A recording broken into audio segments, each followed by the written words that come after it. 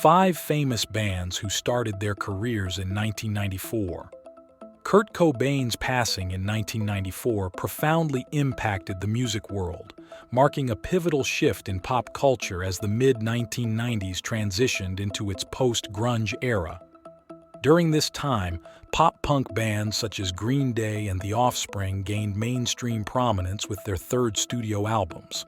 Subsequently, bands like Blink-182 emerged, and California's upbeat punk sound began supplanting Seattle's grunge on platforms like MTV. Meanwhile, established acts like REM, Pearl Jam, Soundgarden, Hole, Stone Temple Pilots, Bad Religion, Alice in Chains, and 9 Inch Nails released some of their most influential albums. Despite grunge's decline, alternative music continued to dominate the pop culture landscape. The following 5 bands debuted in 1994, with the top 2 pioneering new musical movements in the aftermath of Nirvana's sudden end. Jimmyeatworld. Jimmyeatworld's self-titled debut album is no longer in circulation and is unavailable on Spotify, though it can still be found on YouTube, where it presents a stark contrast to their later work. After their initial 1994 release, Jimmyeatworld underwent a musical transformation, signed with a major record label, and released Static Prevails in 1996. Their sound evolved from pop-punk to emo, gaining mainstream recognition in 2001 with the hit single The Middle. The album Bleed American showcased many of their iconic tracks, featuring a cropped version of William Eggleston's photograph from Memphis, Tennessee in 1968 on its cover. Interestingly, Taylor Swift cited The Middle as a song she listened to on the school bus and included it in her Rolling Stone list titled The Music That Made Me. While their debut in 1994 didn't achieve commercial success, it marked the beginning of their journey. Eventually, they would go on to influence the first billionaire from the music industry. Bush. While Oasis and Blur dominated the Britpop scene in Britain, not every British rock band resisted the influence of grunge. Bush, for instance, adopted an American rock sound, and their debut album 16 Stone emerged as one of the standout releases of the year. Songs like Glycerin and Machine Head showcased Gavin Rossdale and his band's ability to incorporate elements of Seattle's grunge melancholy, albeit with a distinctive twist. Bush's music sometimes appeared as a caricature of grunge, yet their knack for crafting catchy tunes resonated with American audiences even as British fans remained largely indifferent. The success of 16 Stone marked a significant shift away from grunge's dominance. Despite their second album reaching #1, Bush's popularity waned quickly.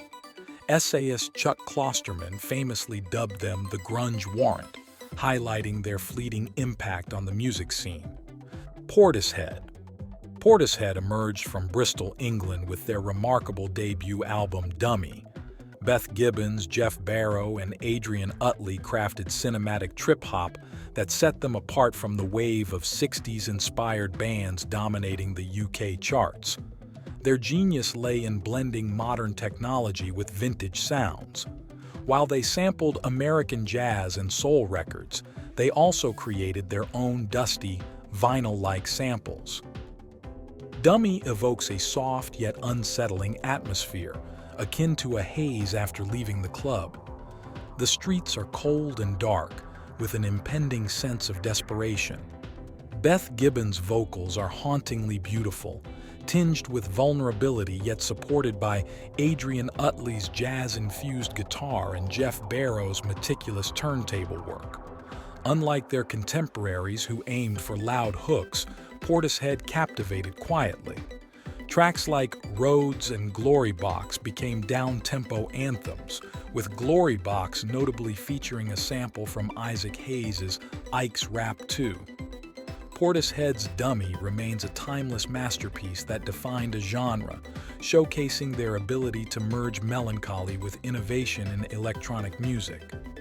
Weezer's exceptional debut album, often referred to as the Blue Album, defies simple categorization, encompassing elements of power, pop, emo, alternative rock, and geek rock.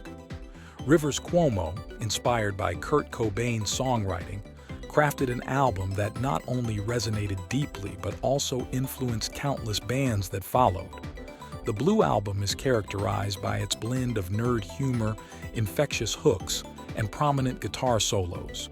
In 1994, their music video for Buddy Holly featured the Fonz from Happy Days, juxtaposing ironic and introspective anthems that dominated both radio and MTV. Weezer stood apart from their peers. While other bands exuded a cool demeanor, Weezer's embrace of their uncoolness redefined what it meant to be cool.